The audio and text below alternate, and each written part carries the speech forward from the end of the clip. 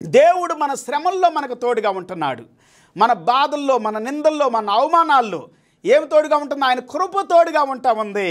నేను కృపను గురించి, దేవుని గురించి, దేవుని శక్తిని గురించి, దేవుని అభిషేకాన్ని గురించి, యేసయ్య యొక్క జాలి దయని గురించి నేను మాట్లాడుకుంటా వస్తా ఉన్నాను పిల్లారా.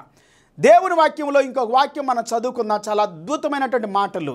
నిర్గమాకాండంలో చాలా శ్రేష్టమైనటువంటి మాట మనకి ఈ విధంగా సెలవిస్తూ ఉంది. ఇదెన్నో కొన్ని వాక్యాలు మీకు చదివించాలని నేను ఆశపడుతూ ఉన్నాను. నిర్గమాకాండం 34వ అధ్యాయం 6 నుండి 9 వచ్చిన వరకు. Exodus chapter 6-9. అతని ఎదుట యెహోవా అతని దాటి వెళ్ళుచు, యెహోవా కనికరము, దయ, దీర్ఘశాంతము, విస్తారమైన కృపా సత్యములు గల దేవుడైన యెహోవా. వర్స్ 7. ఆయన 1000 మందికి కృపను చూపుచు దోషమును, అపరాధమును, పాపమును క్షమించును గాని ఆయన ఏమాత్రమును దోషులు నిర్దోషులుగా ఎంచక 3-4